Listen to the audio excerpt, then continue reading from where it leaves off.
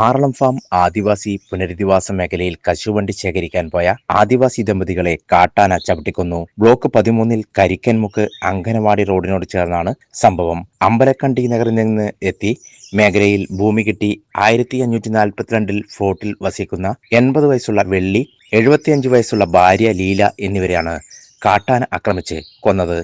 ഇരുവരുടെയും മൃതദേഹം വികൃതമാക്കിയ നിലയിലായിരുന്നു. വെള്ളന്റെ ബന്ധുവിന്റെ പറമ്പിലാണ് സംഭവം നടന്നത്. കശുവണ്ടി ശേഖരിച്ച് വിറകുകെട്ടുമായി ഇരുവരും വീട്ടിലേക്ക് വരുന്ന വഴിയിൽ പ്രദേശത്തെ ആളൊഴിഞ്ഞ വീടിന്റെ പിറകുവശത്ത് ഒളിഞ്ഞിരുന്ന കാട്ടാന ഇവരെ ആക്രമിക്കുക ആയിരുന്നു.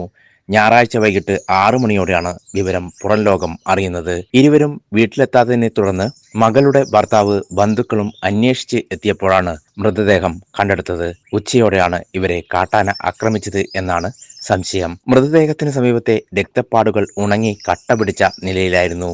സംഭവ സ്ഥലത്ത് വനം വകുപ്പ് ഉദ്യോഗസ്ഥർ ഉടനെ എത്തിയെങ്കിലും മൃതദേഹം മാറ്റാൻ നാട്ടുകാർ സമ്മതിച്ചില്ല.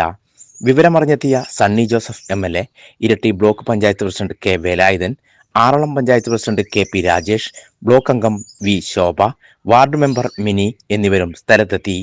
പ്രതിഷേധം തണുപ്പിക്കുവാനും മൃതദേഹം മാറ്റുവാനുള്ള ശ്രമം നടത്തിയെങ്കിലും വിജയിച്ചില്ല. ആറളം SHO ആൻഡ്രിക് ഗ്രോമിക്കിന്റെ നേതൃത്വത്തിൽ പോലീസ് എത്തി അനുനയ നീക്കം നടത്തിയെങ്കിലും വിജയിച്ചില്ല. ഇതിനിടയിൽ സണ്ണി ജോസഫ് MLA വനം മന്ത്രിയുമായി സംസാരിച്ച് ആവശ്യമായ മുൻകരുതൽ എടുക്കാമെന്ന് നാട്ടുകാർക്ക് ഉറപ്പു നൽകിയെങ്കിലും പ്രതിഷേധക്കാർ വഴങ്ങിയില്ല. രാത്രി വൈകിയും പ്രതിഷേധം തുടരുകയായിരുന്നു. വനം മന്ത്രി നേരിട്ട് സ്ഥലത്തെത്തണം എന്നായിരുന്നു നാട്ടുകാരുടെ ആവശ്യം.